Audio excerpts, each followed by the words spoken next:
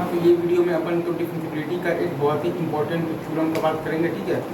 और उसका बेसिक्स तो अपन ने बात कर ही लिया है, और उस पर अपन ज़्यादा नहीं, बस 2 सवाल देखेंगे और उसी को अच्छे से फिल करेंगे, ठीक है। तो ये जो थ्योरम आपको कहता है वो ये कहता है कि अगर आपका F X basically continuous and differentiable function है at X equal to alpha, और अपने को मॉड एफ एक्स की कंटिन्यूटी नहीं, सॉरी, कि अपने को डिफरेंशिएबिलिटी की बात बेसिकली करनी है, ठीक है, कमेंट करना है, ठीक है। और आपके पास F alpha is equal to 0 है, ठीक है, तब आप लोगों को ये बात करनी है। तो इसमें बेसिकली तो ये मतलब कि ये थ्योरम ये कहता है कि अगर आपका बेसिकली जो अपना है कि एफ डैश अल्फा अगर आपका 0 है तो फंक्शन आपका हो जाएगा डिफरेंशिएबल, कौन सा फंक्शन, तो mod F x at x is equal to alpha, ठीक है। यहाँ पर ये बेसिकली तो लिखा हुआ है कि एफ अल्फा मतलब कि इज इक्वल टू 0 है, तो ठीक है। और अगर आपका एफ डैश अल्फा अगर आपका नॉन जीरो है, मॉड एफ एक्स जो है आपका, वो आपका जो फंक्शन है वो आपका नॉन डिफरेंशिएबल होगा at x is equal to alpha, ठीक है। ये थ्योरम अगर आप ध्यान में रखते हैं तो फिर इस बेसिस पर 2 सवाल लगा लें जवाब, हाँ, जैसे कि अपना मान लीजिए, और नहीं तो आपका बेसिक सिंपल सा मेथड है कि आप आरएसडी में मतलब निकालें, एलएसडी निकालें, और दोनों अगर आपका फाइनाइटली अगर आपका एग्जिस्ट करे और आपस में इक्वल हो तो फंक्शन आपका डिफरेंशिएबल हो जाए, ठीक है। अगर दोनों फिजिकली फाइनाइटली एग्जिस्ट करे और आपस में इक्वल हो तो फंक्शन आपका हो गया है डिफरेंशिएबल ऑलरेडी, ठीक है, हाँ हो गया। अच्छा, अब अगर अपन यहाँ पर ये चीज़ देखें, लाइक अगर आपका सवाल है mod of l n x, ठीक है, अगेन आपका एल एन एक्स तो कंटिन्यूस, इसकी अपन बेसिकली डिफरेंशिएबिलिटी पर बात करनी है एट द पॉइंट एक्स, मतलब कि at the point x is equal to 1, ठीक है।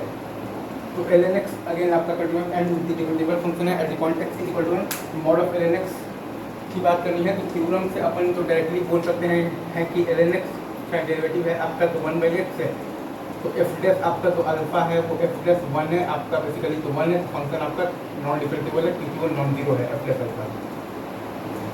तो ये फंक्शन नॉन डिफरेंशिएबल है, mod of l n x जो है वो नॉन डिफरेंशिएबल है at x is equal to 1, ठीक है। अगर आप चाहें तो आप इसको मतलब बेसिक मेथड से भी करेंगे तभी आपका आर एस पी होता है limit x tends to 0 plus F of आपका होगा ए प्लस एक्स, मतलब कि ए प्लस एक्स तो 1 प्लस एक्स है माइनस एफ ए और बाई एक्स, ठीक है, इज इक्वल टू 1।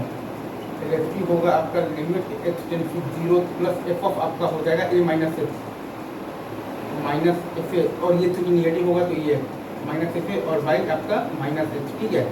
अगेन ये से ये डन, और 1 माइनस एक्स है तो माइनस माइनस तो इज इक्वल टू आपका आ रहा है बेसिकली -1 आ रहा है।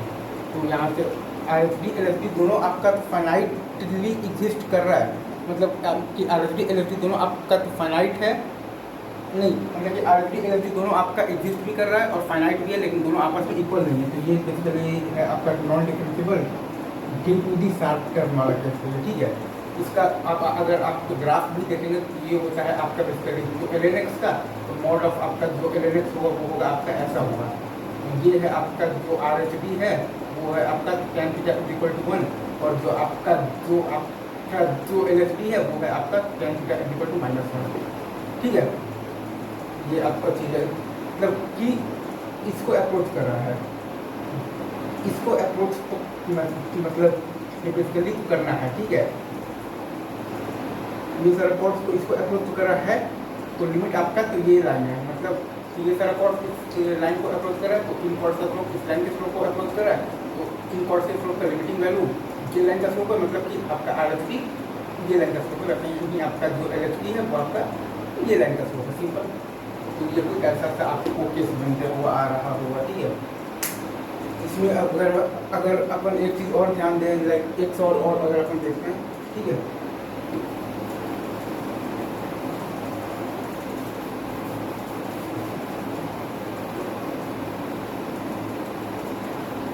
अगर अपन मॉड ऑफ साइन एक्स की डिफरेंशिएबिलिटी की बात करें तो अगेन मतलब कि एट बेसिकली तो X is equal to N pi पर बात करेंगे तो कॉस एक्स होता है, और cos of N pi basically या तो -1 होगा और या तो 1 होगा, डिपेंडिंग अपॉन दी एन अगर आपका इवन है या ऑड है।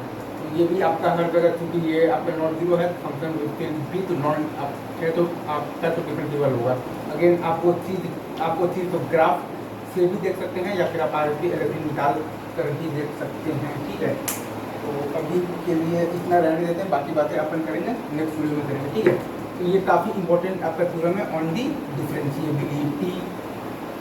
मतलब कुल मिलाकर आपको समझ में आ गया होगा। लॉजिकल अंडरस्टैंडिंग तो एक तरफ है ही, लेकिन वो अगर आप नहीं भी कर पा रहे हैं ना, तब भी आपको सिंपल जो लिमिट्स निकालने में कहीं भी कोई भी दिक्कत नहीं होनी चाहिए।